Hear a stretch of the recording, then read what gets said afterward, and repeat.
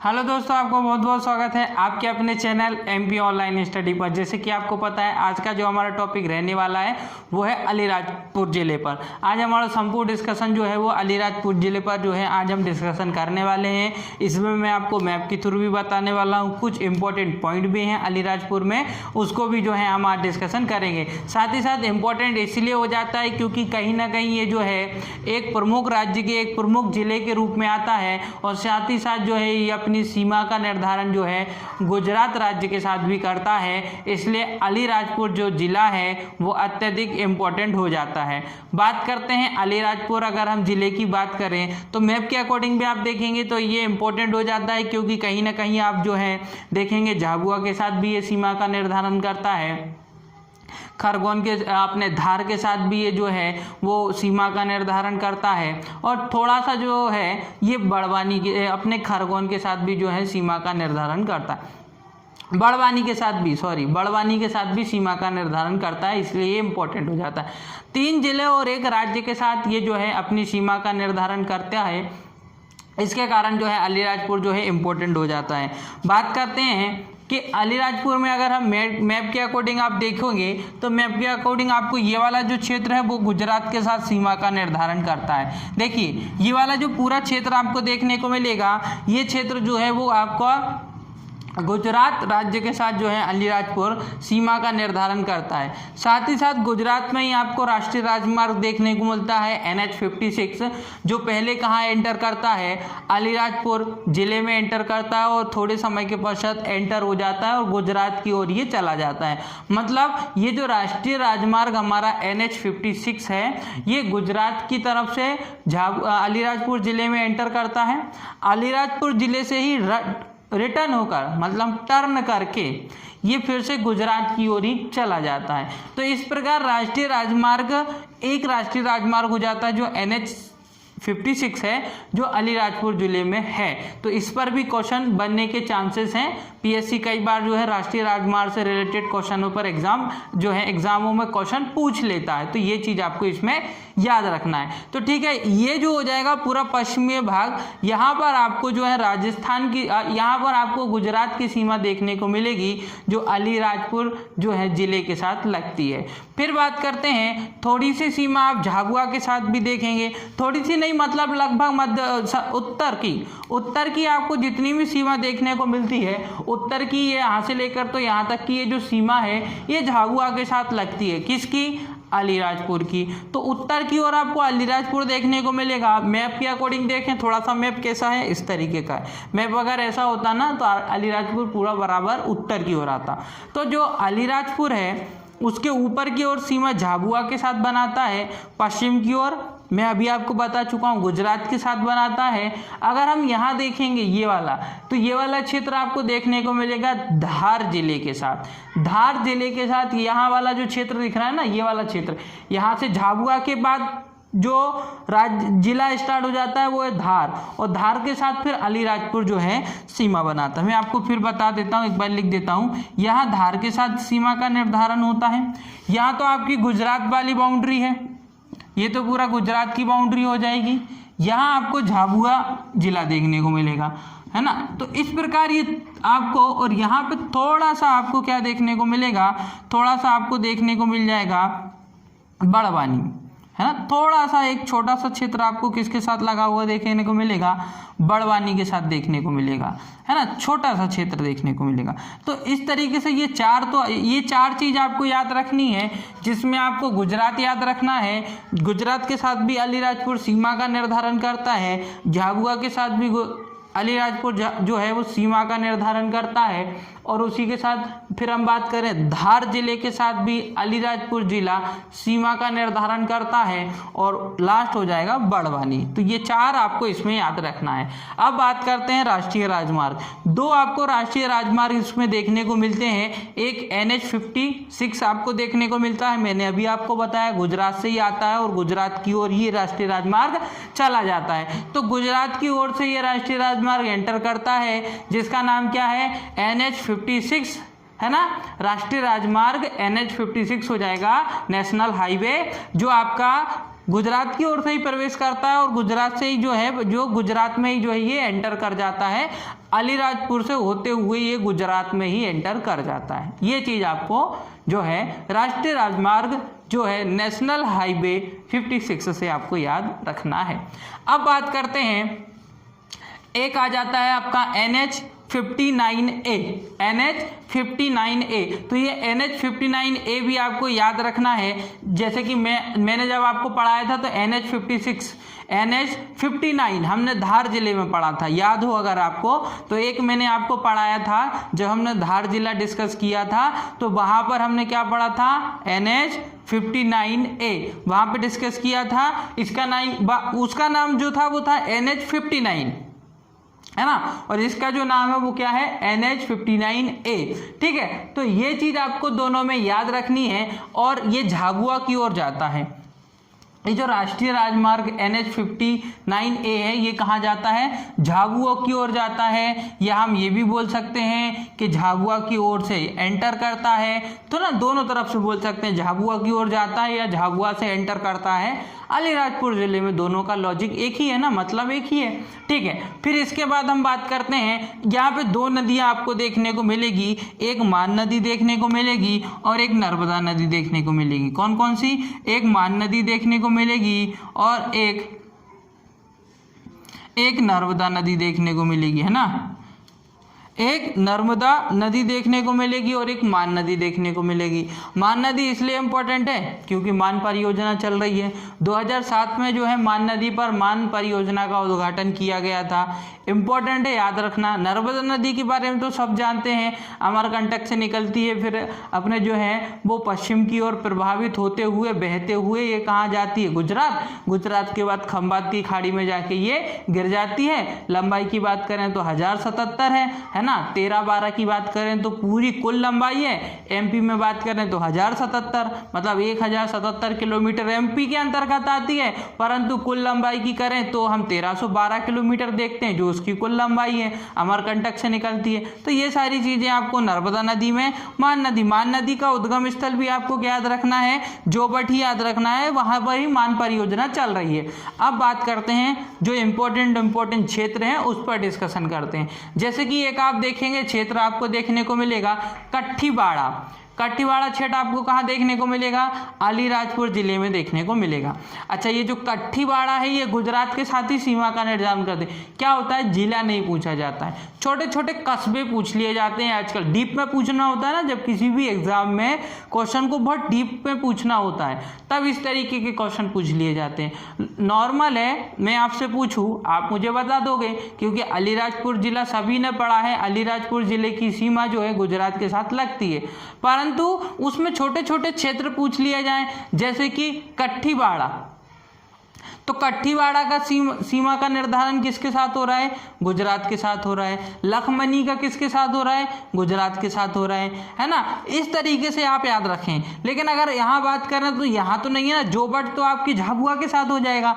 जोबट किसके साथ हो रहा है, झाबुआ के साथ। जोबट जो क्षेत्र है इसका निर्धारण तो झाबुआ के साथ हो रहा है। तो इस तरीके के कई बार जो है डीपली क्वेश्चन पूछ लिए जाते हैं। ये ऑप्शन में अलीराजपुर दिया जाएगा, परंतु अलीराजपुर में भी ऑप्शन दे दिए जाएंगे, है ना। आपको दे दिया जाएगा कि कठीबाड़ा अलीराजपुर, जोबट अलीराजपुर। तो आपको उस समय क्या आंसर लगाना पड़ेगा, कठीबाड़ा, क्योंकि कठीबाड़ा ही गुजरात के साथ सीमा का निर्धारण कर रहा है, जो कि अलीराजपुर जिले के अंतर्गत आता है। हाँ, अगर हम बात करें जोबट की, तो ये तो झाबुआ के साथ निर्धारण हो रहा है ना। सीमा का निर्धारण जोबट जो है वो झाबुआ जिले के साथ कर रहा है।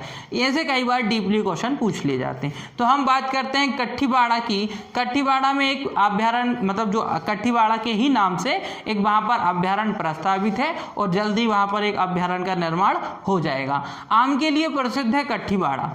कठीबाड़ा जो है वो आम के लिए प्रसिद्ध है। घना जंगल आपको देखने को मिलेंगे, बड़े बड़े आम होते हैं, जंगलों के जो आम होते हैं बड़े बड़े आम होते हैं। यहाँ पर प्रसिद्ध आम आपको देखने को मिलते हैं। आकार में कैसे होते हैं, बड़े होते हैं, है ना, आकार में बड़े होते हैं। बजंदीदा इनके जो पेड़ होते हैं वो भी बड़े होते हैं, और इनके जो आम होता है इनका जो वेट होता है ना वो भी अधिक होता है।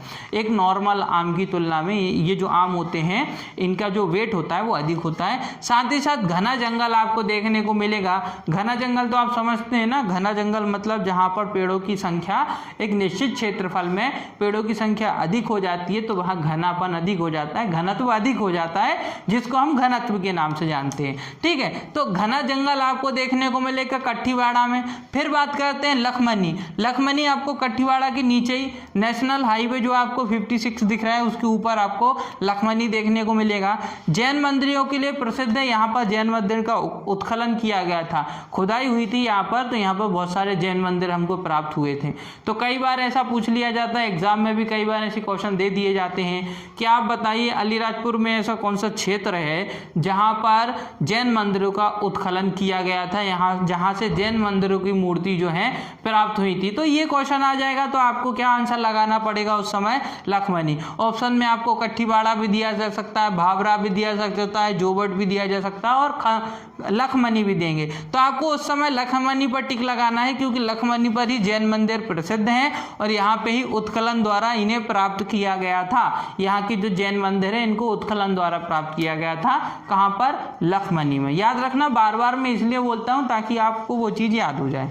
अब देखिए भावरा की बात करें तो ये देखिए आपको ये देख रहा है, देख सकते हैं नेशनल हाईवे 56 के नीचे आपको देखने को मिलेगा भावरा।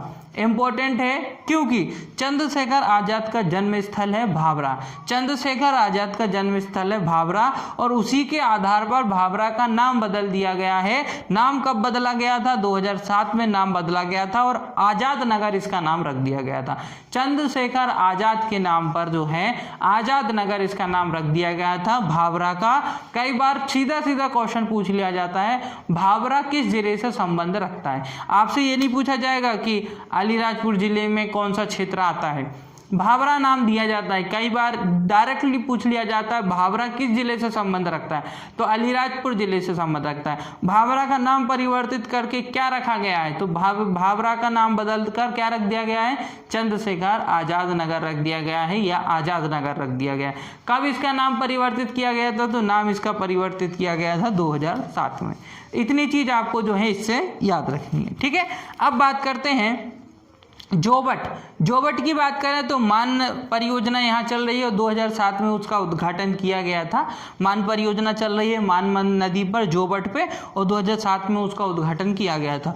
तो मान नदी याद रखना है जो आपकी कहाँ आ जाती है, अलीराजपुर जिले में आ जाती है और इस पर मान परियोजना चल रही है। और ये क्षेत्र कहाँ पर आ जाएगा, तो जोबट आएगा। क्वेश्चन बनेगा तो जोबट पे ही बनेगा। मान से मान नदी आपका क्वेश्चन नहीं बन सकता। ये नहीं पूछा जाएगा कि मान परियोजना किस नदी पर चल रही है, नॉर्मली आप बोल दोगे मान नदी पर चल रही है, परंतु आपसे ये जरूर पूछा जाएगा कि मान परियोजना किस क्षेत्र में है, अलीराजपुर में, तो वहां आ जाएगा जोबट। ठीक है, अब बात करते हैं, थोड़े सा और पॉइंट है हमारे पास अलीराजपुर जिले से संबंधित थोड़े से पॉइंट है जिस पर हम डिस्कशन करते हैं।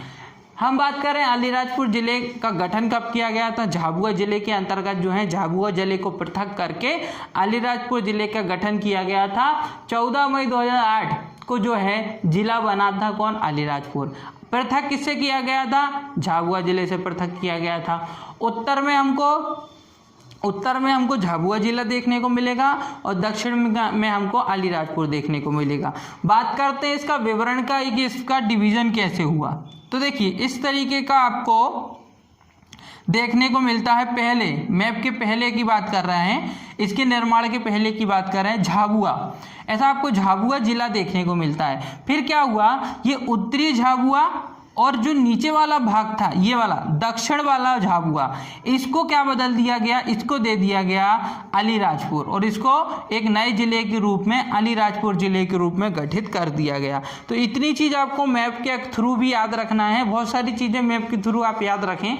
अगर आप पीएससी दे रहे हैं या पीएससी आप देंगे कभी इन फ्यूचर, तो लिखित परीक्षाओं में मैप हमारे लिए बहुत ज़्यादा इंपॉर्टेंट होता है। 1-1, 2-2 मार्क्स हमारे मैप के अकॉर्डिंग कई एग्जाम में बढ़ जाते हैं और उसका बेनिफिट हमको लिखित परीक्षा में मिलता है। पीएससी के लिए तो ये मोस्ट इंपॉर्टेंट हो जाता है।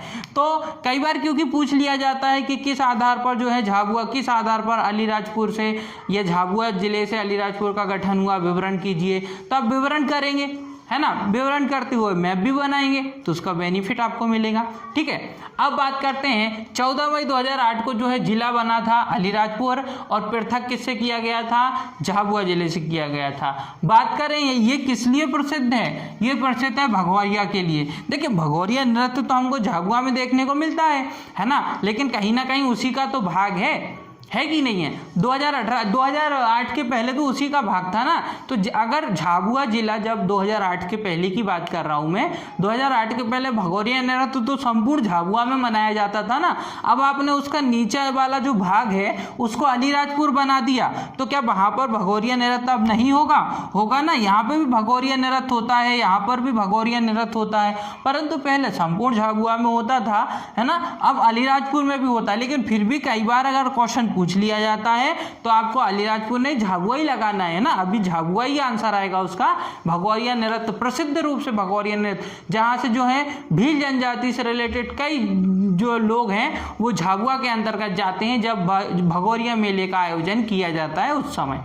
ठीक है, तो दोनों याद रखना है आपको भगौरिया नृत्य से, लेकिन दोनों में आपको इंपॉर्टेंट किसको देना है, झाबुआ जिले को देना है। ठीक है, लिंगानुपात की बात करें इंपॉर्टेंट है, क्योंकि इसलिए मैंने आपको इसका लिंगानुपात भी बताया है 1009। समझ रहे हैं ना आप, 1009 लिंगानुपात आप बहुत ज्यादा होता है ना। कंडीशन अगर देखें हम बाकी जिलों की तुलना करें, बाकी संभागों की, बाकी संभाग या बाकी राज्यों की भी तुलना करें हम, तो भी आप देखेंगे ना तो अलीराजपुर में अच्छा खासा आपको लिंगानुपात देखने को मिलता है। ये 2011 के आंकड़ों के आधार पर है, आंकड़े चेंज होंगे 2021 में, नए आंकड़े हमको प्राप्त होंगे, उसके आधार पर भी हम देखेंगे, अपडेट करा देंगे हम आपको। परंतु अभी आपको याद रखना है कि लिंगानुपात जो है वो 1009 महिला पर 1000 पुरुष पर आपको देखने को मिलती है। प्रथम आदिवासी खेल विद्यालय आपको कहाँ देखने को मिलेगा, प्रथम आदिवासी खेल विद्यालय आपको अलीराजपुर में देखने को मिलता है। खेल विद्यालय है ना। अब खेल विद्यालय अलग आता है, देखिए कई बार खेल विद्यालय पूछ लिया जाता है, कंफ्यूज हो जाते हैं। यहाँ आदिवासी खेल विद्यालय की बात हो रही है, आप कैसे याद रखोगे। देखिए भगौरिया आदिवासी जनजाति है तो कहाँ पर है वो, अलीराजपुर में, तो अलीराजपुर में फिर आदिवासी खेल विद्यालय की स्थापना होगी। भारत का न्यूनतम साक्षर जिला, देखिए मैं आपको पहले शायद मैंने ये चीज आपको बताई है कि नहीं, भारत का न्यूनतम साक्षर जिला, साक्षरता दर यहाँ पर बहुत कम है, यहाँ के लोग ज़्यादा साक्षर नहीं हैं या उस चीज़ को ज़्यादा वो प्रेफरेंस नहीं देते हैं, उसको मान्यता नहीं देते हैं, उसको इतना लोड नहीं लेते हैं कि जो है पढ़ाई जो है इतनी इम्पोर्टेंट्स है ना। लेकिन कहीं ना कहीं इसको बढ़ना चाहिए, है ना। अलीराजपुर के लोगों को भी जो है थोड़ा साक्षर होना चाहिए, तभी वो जो है सारे जिलों के साथ जो है कदम से कदम मिला के आगे चल सकते हैं। तो साक्षर दर तो मैं ये मानता हूँ कि सभी जिलों की, यहाँ तक कि सभी जिलों की, सभी संभागों की, सभी ग्रामीण क्षेत्रों की जो है लेवल पर होनी चाहिए। मतलब हमारा जो एजुकेशन लेवल है, एजुकेशन सिस्टम है, वो इतना पावरफुल होना चाहिए कि कहीं पर जो है कोई वीक ना पड़े एजुकेशन के मामले में। जब हक की लड़ाई की बात हो तो सब आगे आए, क्योंकि वो एजुकेटेड हैं, वो अपनी हक की लड़ाई लड़ना जानते हैं। तो भारत का न्यूनतम साक्षर जिला की अगर हम बात करें तो प्रतिशत देखेंगे आप तो 26.1% साक्षर लोग आपको अलीराजपुर में देखने को मिलते हैं। फिर बात करते हैं सर्वाधिक एसटी प्रतिशत आपको देखने को मिलेगा, ये इंपॉर्टेंट है। सर्वाधिक एसटी प्रतिशत आपको कहाँ देखने को मिलेगा, तो वो आपको देखने को, प्रतिशत की बात हो रही है यहाँ पे, है ना, संख्या की बात नहीं हो रही है। संख्या के लिए अलग अलग आंकड़े आते हैं, प्रतिशत के आंकड़े अलग आते हैं, संख्या के आंकड़े अलग आते हैं। यहाँ बात हो रही है प्रतिशत की। सर्वाधिक एसटी प्रतिशत वाला जिला आपको अलीराजपुर देखने को मिलता है। फिर उसके बाद नूरजहां आम, सबसे बड़ा आम आपको देखने को मिलता है आकार में, है ना, किसमें, आकार में। तो नूरजहां आम सबसे बड़ा आम आपको देखने को मिलता है। भोपा रियासत, देखो भोपा बर रियासत ये लिखा हुआ है, भोपा बर रियासत का हिस्सा रहा है अलीराजपुर। अलीराजपुर जो जिला रहा है ये भोपा पर रियासत, पहले रियासत चला करती थी ना, फिर रियासतों का क्या हो गया, स्वतंत्रता के पश्चात रियासतों का विलय हो गया और फिर एक राष्ट्र के रूप में हम जो है निर्मित हो गए, एक राष्ट्र के रूप में हम गठित हो गए। तो अगर हम बात करें जिस समय रियासत चला करती थी उस समय ये किस रियासत का हिस्सा हुआ करता था, अलीराजपुर का जो क्षेत्र है ये किस रियासत का हिस्सा हुआ करता था, तो भोपावर रियासत का हिस्सा हुआ करता था। यहाँ आपको ताड़ी वृक्ष देखने को मिलेंगे। ताड़ी वृक्ष बीलों की शराब निर्माण के लिए उपयोगी हैं। जैसे कि आपने देखा होगा कई प्रकार के वृक्ष होते हैं जिससे कई प्रकार के रस निकलते हैं और उस रस का निर्माण कई चीज़ों में किया जाता है। औषधि निर्माणों में भी किया जाता है, दवाइयों के निर्माणों में भी किया जाता है, कोई अन्य वस्तु बनाने में भी किया जाता है। परंतु यहाँ पर जो ताड़ी वृक्ष है इससे शराब बनाने का निर्माण करते हैं, भीलों की शराब। भीलों के लिए ये वृक्ष इंपॉर्टेंट है क्योंकि उससे ये क्या करते हैं, शराब का निर्माण करते हैं। डोलोमाइट खनिज आपको देखने को मिलता है अलीराजपुर में पर्याप्त। हालांकि डोलोमाइट के लिए तो पूरा क्षेत्र ही है, आपका दक्षिण वाला पूरा क्षेत्र आपको डोलोमाइट में देखने को मिलेगा। बालाघाट आपको देखने को मिलेगा डोलोमाइट के लिए, है ना। जब हम बालाघाट पढ़ेंगे उसमें हम आपको बताएंगे।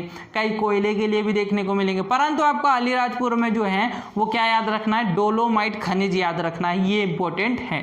ठीक है, तो इतने जो थे हमारे आज के इंपॉर्टेंट पॉइंट थे जो हमने अलीराजपुर जिले से संबंधित आज डिस्कशन किया।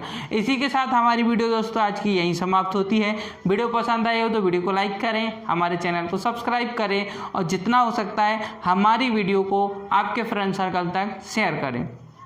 ओके दोस्तों, thank you, thanks for watching.